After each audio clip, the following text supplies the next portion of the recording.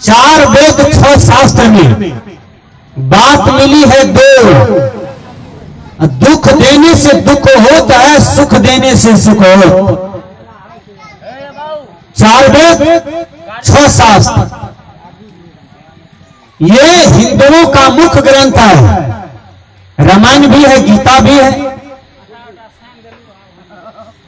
ये हिंदुओं का मुख्य ग्रंथ है। और हर ग्रंथ को पढ़ते रहिए, उसमें सार मिलेगा, उसमें ज्ञान मिलेगा, उसमें सीखने को मिलेगा। कोई गलत किताब मत पढ़िए, गलत ग्रंथ मत पढ़िए, उससे बुद्धि गलत होती है। गलत संगति में भी मत जाइए, उससे बुद्धि गलत होगा। इंग्लिश के विद्वान ने कहा अवॉइड बैड कंपनी, अर्थात बुरी संगति से बचो। कबीर साहब ने कहा संगति कीजिए साधु की, हरे और की ब्याद, ओछी संगत क्रूर की, आठों पहर उपाद। कबीर साहब कहते हैं जब भी संगति करो तो साधु की संगति करो। आज भी हम लोग यदि संस्कारी परिवार में जाते हैं ना सत्संग करने के लिए, छोटा छोटा बच्चा आता है और प्रणाम करके खड़े हो जाते हैं, कहते हैं बाबा प्रसाद दीजिए और ज्ञान का भी प्रसाद दीजिए। देखिए अभी हम जस्ट रामसागर बाबू के यहाँ गए थे और उसके यहाँ एक एक बच्चा को कंठी है, और एक एक बच्चा चाहे उसका माता पिता रहे न रहे, दादा दादी रहे न रहे, बच्चा सब दौड़ के थाली लाएगा, लोटा लाएगा, चरण पखारेगा, बंदगी करेगा, भोजन के लिए पूछेगा। छोटा छोटा बच्चा को स्तुति विनती याद है, सोहर मंगल याद है। तो कितना बढ़िया संस्कारी परिवार है। आपका बच्चा किसी को मां लगा के गाली दे रहा है, अपने दादाजी को गाली देता है, समाज में बड़े लोगों को गाली पड़ता है। आपने कैसा संस्कार दिया है? आप उनके माता पिता हैं, आपको कभी प्रणाम नहीं करता है, आपको लाठी लेके मारने दौड़ता है। जब आपका बच्चा जवान हो गया, शादी कर लिया, तो वह आप माता पिता है लेकिन आपको दुश्मन समझता है। आपने बढ़िया संस्कार नहीं दिया, बढ़िया ज्ञान नहीं दिया, सब दिन लबड़ा लुच्चा के साथ में रखा। कबीर साहब ने कहा अब तोर हुई हो नरक महबासा, निस्दिन बसे लबार के पासा, जात सबन कह देखिया, कहीं कबीर पुकार, चेतवा हो तो चेत लो, नहीं तो दिवस पड़ेंगे धार।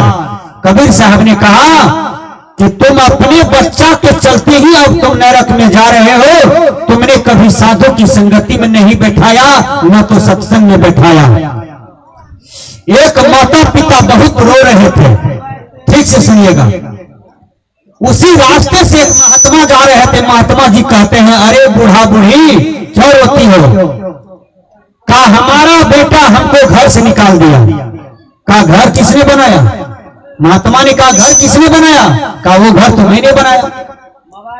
कहा जहां घर है वो जमीन किसकी है? कहा वो जमीन भी तो मैंने ही खरीदी है।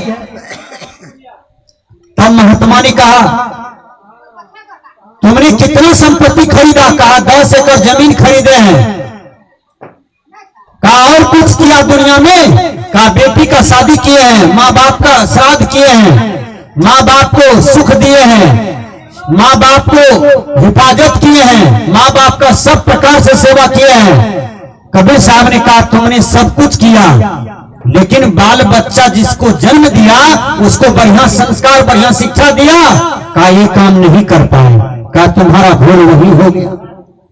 हजारों फूल कम है एक गला को सजाने के लिए, और एक ही भूल काफी है जिंदगी भर रुलाने के लिए। जिस बच्चे को जन्म दिए है उसको संस्कार दीजिए, उसको शिक्षा दीजिए। और आपका बच्चा चोर कैसे बन जाता है, हत्यारा कैसे बन जाता है, लुटेरा कैसे बन जाता है, इस संगति पर आप ध्यान दीजिए कि हमारा बच्चा जब भी बनेगा तो बढ़िया बनेगा, अच्छा बनेगा। लेकिन बच्चा के जीवन बनाने से पहले आप अपने जीवन को बनाइए। आपका जो बच्चा है उसको होनहार बनाना चाहते हैं तो सत्संग में रखिए, उसको साधु की संगति में रखिए, अच्छी शिक्षा दीजिए, अच्छा दीक्षा दीजिए, गलत संगति में कभी बैठने के लिए मत दीजिए। एक बार मेरा कार्यक्रम नेपाल में चल रहा था, और एक बच्चा हमको साहिब बंदगी करके खड़े हो गए, कहा बाबा 2 मिनट का ज्ञान दीजिए, मुझे अच्छा लगता है साधु का वचन। मैंने दिया। तब उसको मैं कहता हूं तुम कहां खेलते हो बच्चा? तो उसने कहा बाबा मैं गलत संगति में नहीं खेलता हूं, जो बच्चा गंदी गंदी बातें बोलते हैं मैं उसकी संगति में नहीं खेलता हूं।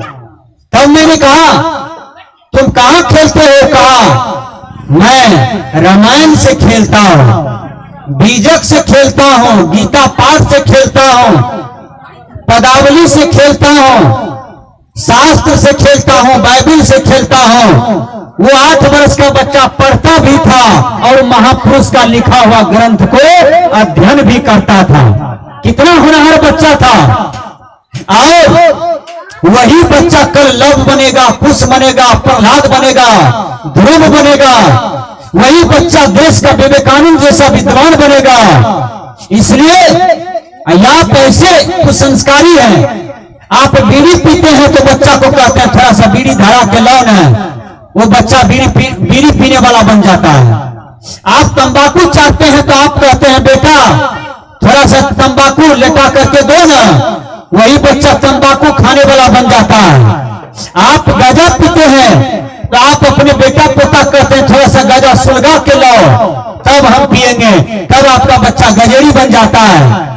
आप दारू शराब पीते हैं तो बच्चा को कहते हैं ये थोपी तुम भी पियो, वह बच्चा शराबी बन जाता है, दारू पीने वाला बन जाता है। वही बच्चा को यदि आप बढ़िया कॉन्वेंट में पढ़ाइए, दोनों पति पत्नी धन कमाइए, बच्चा को कॉन्वेंट में पढ़ाइए और वह बच्चा को बोलिए बेटा तुम इतना बढ़िया संस्कारी इंसान बनो कि तुम्हारा टोला समाज ग्राम नगर बाजार में नाम हो जाएगा। इतना बढ़िया ज्ञान दीजिए उस बच्चा को। तो मैंने कहा 4 वेद 6 शास्त्र में बात मिली है 2, दुख देने से दुख होता है, सुख देने से सुख होता है। सुख दीजिए, माता पिता को सुख दीजिए, दादा दादी को सुख दीजिए। जिस गुरु से शिक्षा दीक्षा मिला है वह उस गुरु से आप उस गुरु का सेवा कीजिए, वह गुरु का चरण पकड़े रहिए। उस गुरु को दान दक्षिणा भी देना चाहिए। हाँ, गुरु महाराज बिल्कुल साधना में परिपक्व हो, गुरु महाराज बिल्कुल ज्ञान का पूरा हो।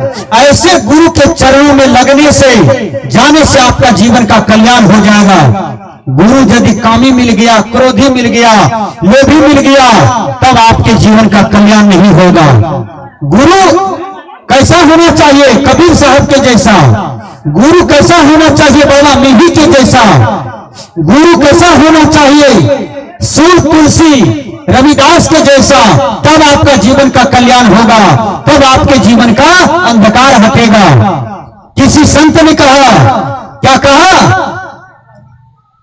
गुरु सोई जो भरम बेचारे, जो गुरु आपके जीवन का भरम हटा देता है, कहा वो गुरु हो जाता है। मैंने कहा 4 वेद 6 शास्त्र में बात मिली है 2, दुख देने से दुख होता है, सुख देने से सुख हो। आप आईना ले लीजिए हाथ में, आईना में हंसिए तो उधर से भी हंसेगा, आईना में रोइए तो उधर से भी रोएगा, आईना में नमस्कार कीजिए तो उधर से भी नमस्कार करेगा, आईना में मुक्का दिखाइए, लाठी दिखाइए तो आपको भी उधर से लाठी दिखाएगा। इसलिए दुख देने से दुख होता है, सुख देने से सुख हो।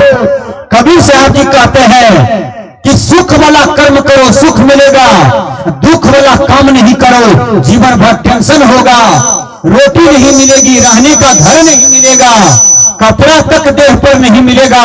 इसलिए दुख वाला काम नहीं करना, वो टेंशन का घर होता है।